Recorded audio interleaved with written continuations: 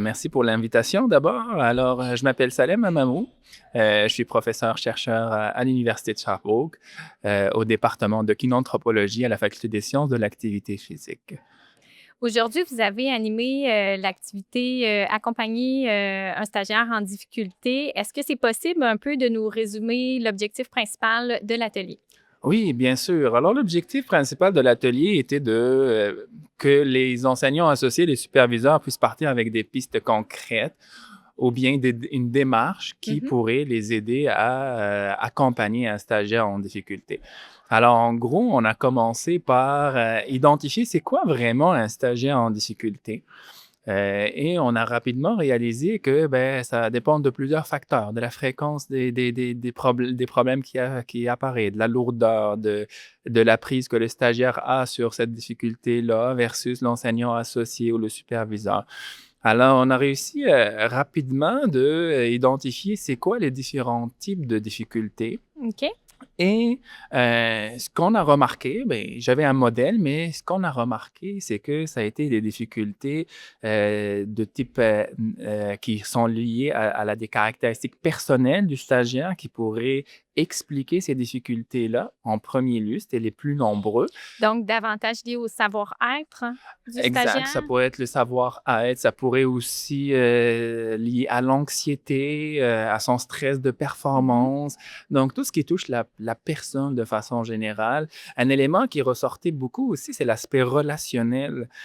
Certains enseignants associés, ils me disaient que les stagiaires avaient de la difficulté à rentrer en relation avec l'équipe école, à communiquer et tout. Mais il y avait une enseignante associée qui me disait, ben, on comprend, c'est dans la personne, mais il suffit simplement de prendre le temps de bien connaître la personne pour l'aider à cheminer, Mhm. notamment pour travailler sur ses caractéristiques personnelles. Donc, c'est faisable. On peut croire que c'est des choses qui sont innées, mais c'est pas tout à fait le cas. L'autre élément qui ressort beaucoup aussi, ça a été le degré de maîtrise des compétences. Donc, il y en a plusieurs superviseurs de stage, surtout, ont soulevé que c'était l'élément qui ressortait le plus parmi les difficultés chez les stagiaires.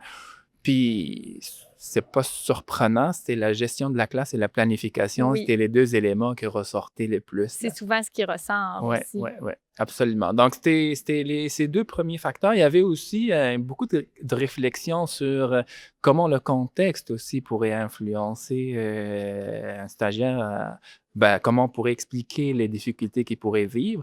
Par exemple, un même stagiaire dans un milieu quelconque qui est plus favorable ou moins Mhm. difficile, ben, il pourrait bien réussir.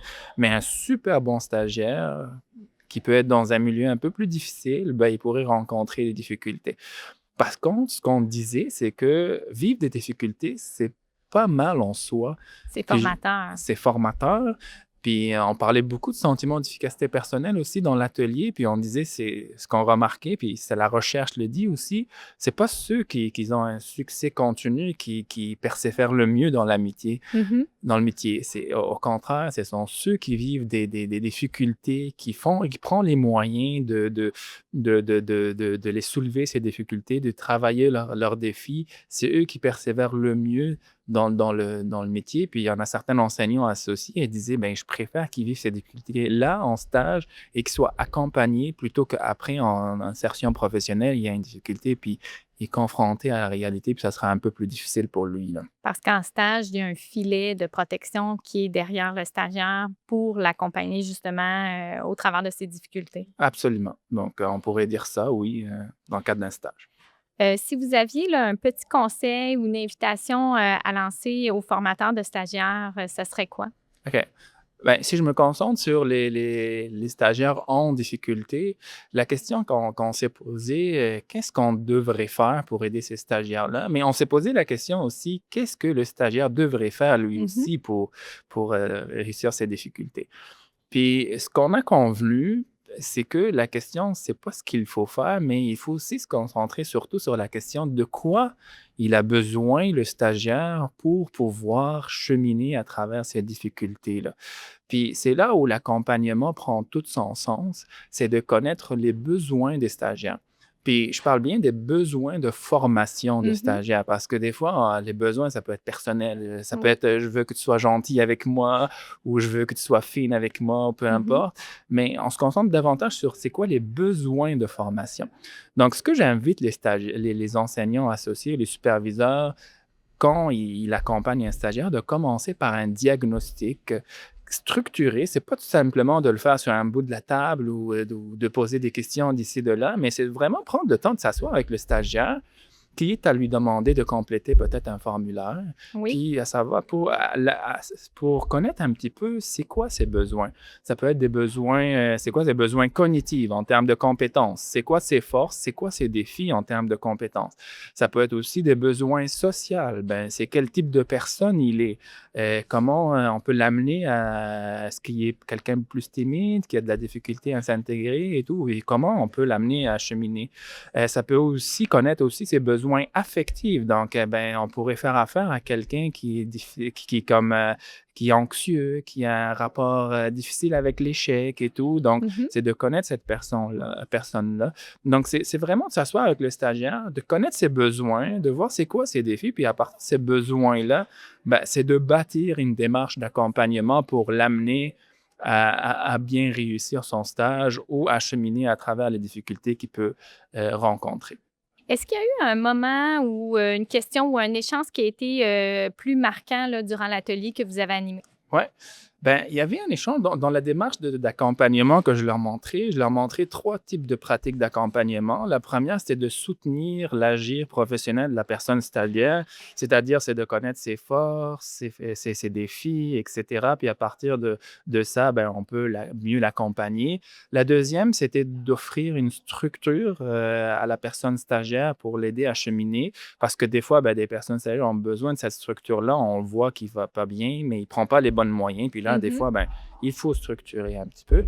Puis, le dernier élément qui se ressort de mon cadre théorique, notamment, à part les deux premières pratiques que j'ai nommées, c'était la réflexivité, d'amener la personne stagiaire de réfléchir sur sa pratique, etc.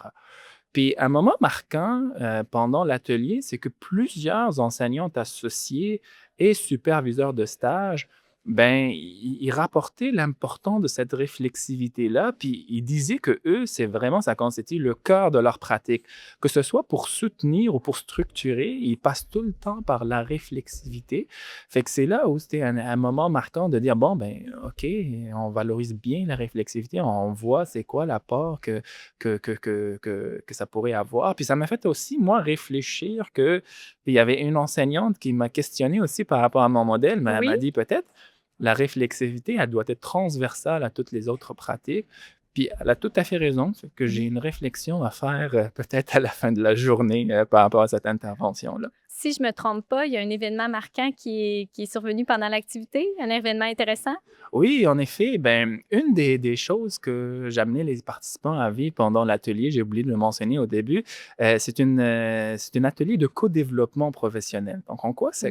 que ça consiste? C'est qu'on part d'une situation difficile, puis collectivement, ça s'appelle l'intelligence collective, on Mhm. essaie de donner des pistes d'action pour résoudre cette situation-là. Oui.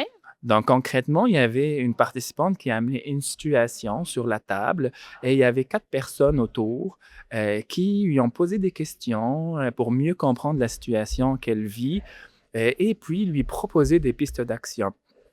Et la participante est sortie vraiment satisfaite puisqu'il y en a plusieurs pistes d'action auxquelles elle n'a pas pensé. Oui. Puis qu'elle a dit, ben ça pourrait en effet m'aider avec mon stagiaire, ma stagiaire, je pense. C'était une fille, si je ne me trompe pas.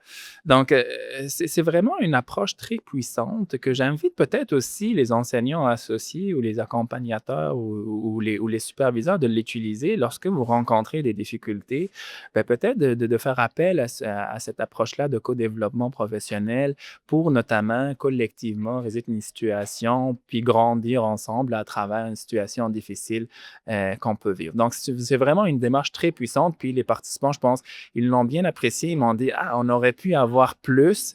Fait que peut-être c'est dans une prochaine occasion, on pourrait bien évidemment l'essayer, là. C'est une démarche qui est intéressante aussi à tous les niveaux, tu sais, autant pour le stagiaire, la personne enseignante associée, que la personne superviseure. Absolument. Puis c'est une démarche aussi qui est applicable dans différents contextes. Moi, j'ai présentement un projet de recherche où on instaure dans un centre de service scolaire cette démarche-là auprès des enseignants Mmh. novices qui vivent des situations difficiles de gestion de classe. Puis ils voient le retombée de cette démarche-là, puis l'intérêt de l'adopter. Donc, c'est vraiment très intéressant comme démarche. Je vous invite à peut-être à consulter mon PowerPoint pour un petit peu connaître Oui, davantage sur la démarche, puisqu'il y a des étapes vraiment précises à suivre. merci. Ça fait plaisir.